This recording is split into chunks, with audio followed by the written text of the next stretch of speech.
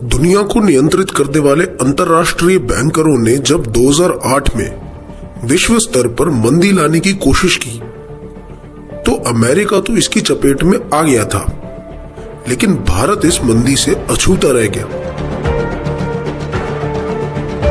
ऐसा इसलिए हुआ क्योंकि अमेरिका या फिर पश्चिमी देशों में धन को संग्रह करके रखने का कोई मानस नहीं है। तनख्वाह मिलते ही शुक्रवार और शनिवार को पार्टी करके पैसा खर्च देना पश्चिमी देशों में एक आम बात है। तो ऐसे देशों में जब मंदी लाई जाती है तो बहुत बुरी तरह लोगों पर पड़ती है।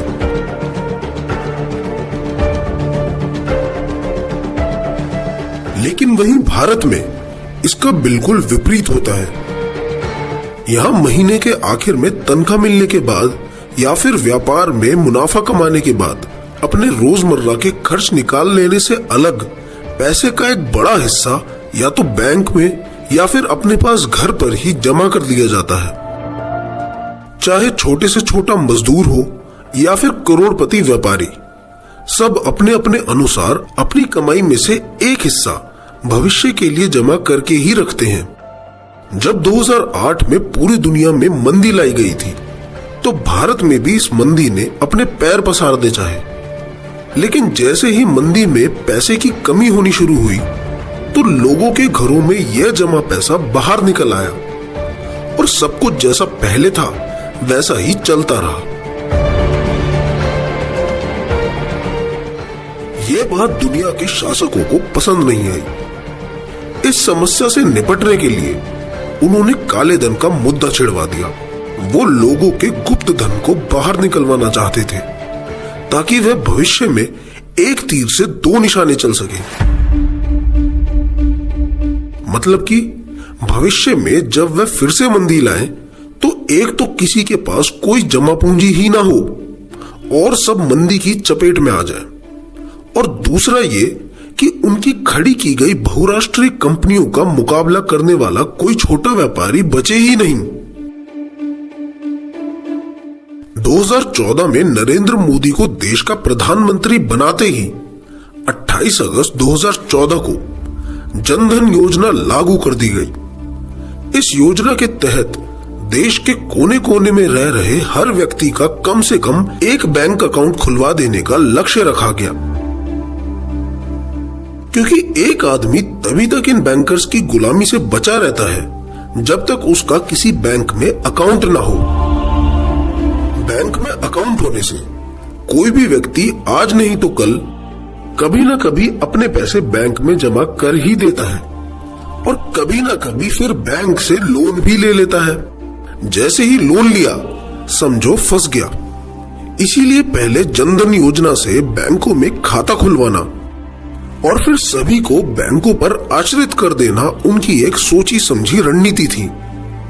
बैंकों में सबके खाते खुलवाने के बाद 8 नवंबर 2016 को अचानक रात को देश के प्रधानमंत्री नरेंद्र मोदी ने यह घोषणा कर दी, आज मध्यरात्रि यानी 8 नवंबर 2016 की रात्रि को 12 बजे से वर्तमान में जारी 500 रुपए और 1000 रुपए के करेंसी नोट लीगल टेंडर नहीं रहेंगे, यानी ये मुद्राएं कानूनन अमान्य होगी। यह आदेश सुनते ही देश में हड़कंप मच गया। लाखों करोड़ों की संख्या में लोग बैंकों के बाहर लाइन लगाकर अपने पैसे बदलवाने के लिए खड़े रहे।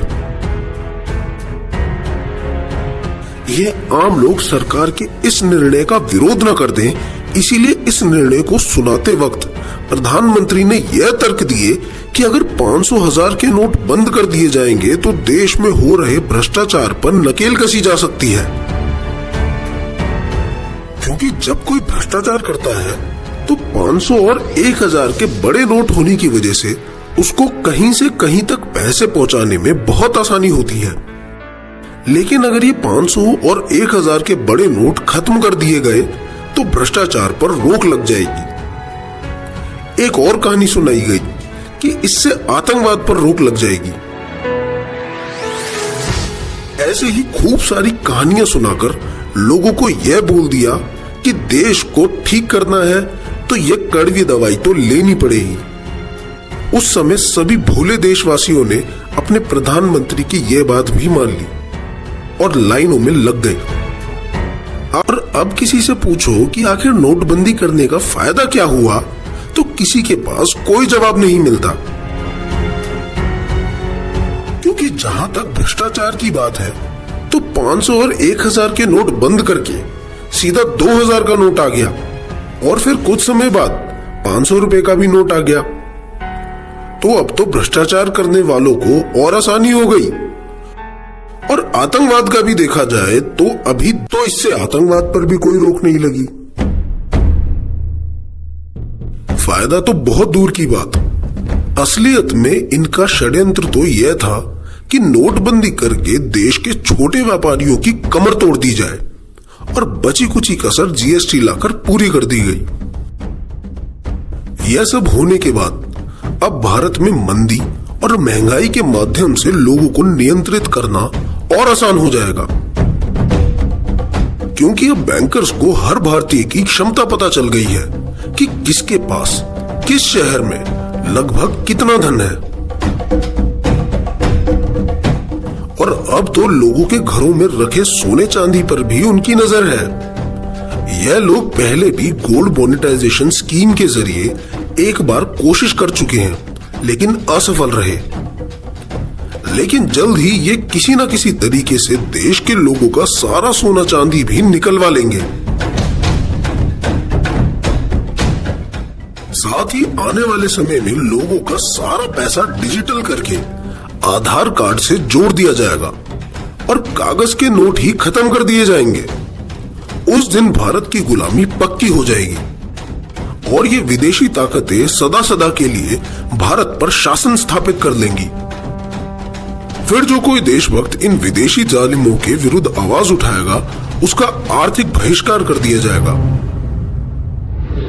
दोस्तों, आरबीआई के आंकड़ों के हिसाब से डेरिवेटिव मार्केट में 1000 लाख करोड़ से ज़्यादा का सिर्फ ट्रेडिंग किया जाता है। भारत सरकार इसमें से सिर्फ 3% का सिर्फ टैक्स ले ले तो सिर्फ हमें 30 लाख करोड़ रुपए मिलते हैं। इसके बाद आप सबको कभी भी टैक्स देने की ज़रूरत ही नहीं पड़ेगी और इतने पैसे में हमारा पूरा देश सोने की चिड़िया बन सकता है। मगर सरकार ये कभी करेगी नहीं।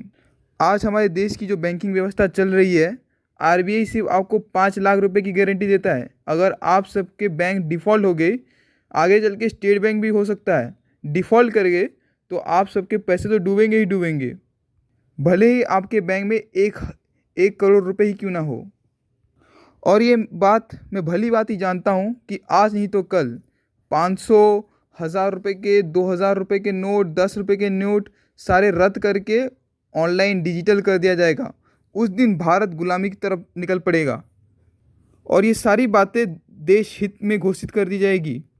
इससे पहले कि हम उन बैंकर्स के गुलामी की तरफ बढ़े, हम सबको एक संगठन बना के उनके खिलाफ लड़ना पड़ेगा और बहुत जल्द हम लोग संगठन बनाएंगे भी। इन बातों को और गहराई से समझने के लिए मैं बहुत जल्द ही एक बहुत बड़े बैंक में काम करने वाले कर्मचारी को अपने वीडियो के अंदर लाने वाला हूँ। बहुत जल्द मैं एक पॉडकास्ट करने वाला हूँ। तब तक भारत माता की जय।